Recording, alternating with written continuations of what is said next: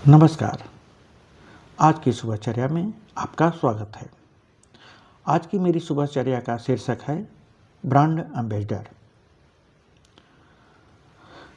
आजकल देर से सोते हैं, सुबह उठना नहीं हो पाता, इसलिए स्टेडियम में जाकर टहलना भी नहीं होता, क्योंकि तब तक वहाँ टहलने वालों की भीड़ बढ़ जाती है। इस भीड़ में टहलना अच्छा नहीं लगता। इस स्थिति में अपने आवास के लान में ही 10-20 चक्कर लगा लेता हूँ। यह सिलसिला इधर कई दिनों से है। जैसे आज ही सुबह 6 बजे आँख खुली थी, तब मैं उठकर 20-25 मिनट तक लान में चक्कर लगाया। बाद में चाय भी बनाया। सुबह की चाय मुझे स्वयं बनाना पसंद है। चाय वाय पीने के बाद मैं यूं ही आवास से बाहर आया। बाहर बाउंड्री वाल का गेट खुला हुआ था। शायद दूधिया गेट खुला छोड़कर चला गया था। यह दूधिया रोज ही ऐसा करता है। मैं गेट बंद करने के लिए बढ़ा, तभी एक कुत्ता कूड़े वाला झोला लेकर गेट से बाहर जाते दिखाई पड़ा। दरअसल यह कूड़े वाला थैला आवास के बाहर रखा था।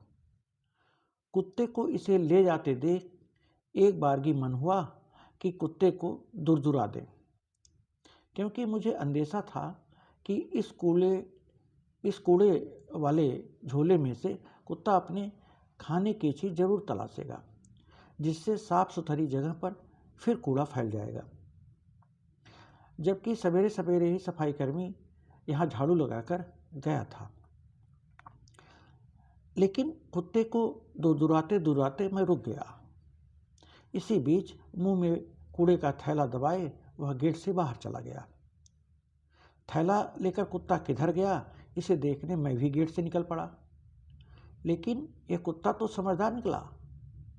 इसने कूड़े के इस थैले पर कोई कुत्तागिरी नहीं दिखाया, बल्कि थैले को उस जगह ले गया जहां कूड़ा फेंका जाता है।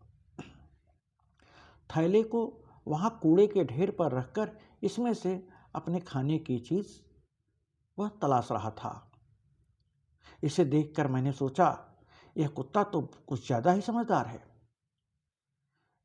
बल्कि समझदार ही नहीं, यह तो संवेदनशील भी है। सफाई के मामले में तो यह कुत्ता आदमी से भी ज्यादा समझदार है। इसे समझकर फिर मैंने यह भी सोचा कि इस कुत्ते को मुझे स्वच्छता कार्यक्रम का ब्रांड एम्बेसडर बनाना चाहिए।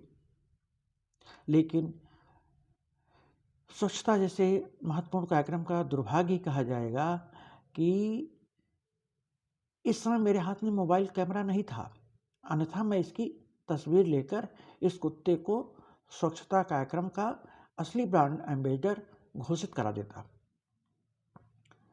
ऐसे कुत्ते को देख मेरी सोच बदल गई। मैं सोचने लगा कि नाहक ही बेचारे इन कुत्तों को गली मोहल्ले से लेकर संसद तक मजाक का विषय बनाया जाता है। मानवाधिकारवादियों की तरह अब कुत्ताधिकारवादी भी होने चाहिए। बुद्धिजीवियों को इसके लिए आगे आकर कुत्ताधिकार पर भी बात करनी चाहिए, क्योंकि बुद्धिजीवी ही एक ऐसे जीवी होते हैं जो सभी तरह के अधिकारों पर अपनी आवाज उठाते हैं। यदि ये मानवाधिकारवादी हो सकते हैं तो कुत्ताधिकारवादी क्यों नहीं? लेकिन कुत्ताधिकार की बात करने पर हो सकता है मानवाधिकारवादियों से इनका टकराव हो जाए। इस स्थिति में मानवाधिकारवादियों एवं कुत्ताधिकारवादियों के बीच विवाद खड़ा हो सकता है। फिर आदमी और कुत्ते की समझदारी की तुलना होने लगेगी। बुद्धिजीवियों का इसमें दो फांट हो जाएगा। एक पक्ष आदमी को श्रेष्ठ बताएगा तो दूसरा कुत्ते को तरजीह देगा। लेकिन ये बुद्धिजीवी होते हैं समझदार। इनके अंदर न्यूट्रलिटी का गुण होता है, इसलिए ये यहाँ आदमी या कुत्ते की समझदारी समझने की बखेड़ेबाजी में नहीं उलझेंगे, उलझते भी नहीं। बहुत हुआ तो पत्रकारिता धर्म के अनुसार ये सेफ साइड पकड़ लेंगे। खैर, अब मुझे भी प्रतीत हुआ कि यह तो अच्छा हुआ कि मैं कुत्ते की तस्वीर नहीं ले पाया। किसी विवाद से बचने के लिए मुझे कुत्ते को स्वच्छता का ब्रांड एम्बेसडर बनाने की कोशिश भी नहीं करना चाहिए। वैसे भी पत्रकार तो होते ही हैं इसी बात के लिए कि इनसे किसी भी नकली बात को असली बनाकर पेश कराया जा सकता है। तो आदमी ही ब्रांड एम्बेसडर रहे तो अच्छा है। इसी बीच अखबार वाला आ गया था। उससे अखबार लेकर मैं आवास में चला आया। इसमें एक लेख जिसका शीर्षक था एक अफसाना भर नहीं पद्मावती, पढ़कर अच्छा लगा। इस लेख में लेखिका ने प्रश्न उठाया है कि क्या 21वीं शताब्दी में भी प्रेम में नारी की सहमति की महत्ता किसी को समझ में नहीं आती। नारी सदियों तक समाज को अपनी सहमति का महत्व नहीं समझा पाई है। सोशल मीडिया में भी तो अक्सर कवियों या गजलकारों की प्रेम रस संपृक्त प्रेमाभिव्यक्ति के साथ किसी न किसी महिला की तस्वीर चस्पा दिखाई देती है। हो सकता है कुछ मामलों में यह तस्वीर कवि की प्रेरणा की ही हो, लेकिन अधिकांश ऐसी तस्वीरें उस पोस्ट को आकर्षक बनाने के उद्देश्य से चस्पा की हुई होती हैं।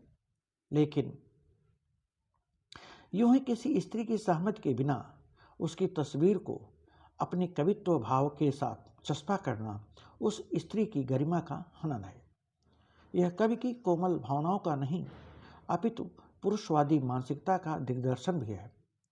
एक बात और, कवि की प्रेम कविता की प्रेरणा कोई और हो और तस्वीर किसी और की चस्पा हो तो क्या यह प्रेम भावना का माखौल नहीं है? और कम से कम यह अपने साथी का अपमान भी है। प्रेम की अनुभूति में मनोरंजन नामक तत्व न हो। चलते चलते एक बात और मैं कहना चाहता हूँ, यह एक यूं ही वाली सुबहचर्या है। सुबह तो अपनी होती है, बिंदास और मस्त। धन्यवाद। आज की सुबहचर्या का वीडियो यहीं समाप्त होता है। हम आपसे फिर मिलेंगे, तब तक के लिए विदा।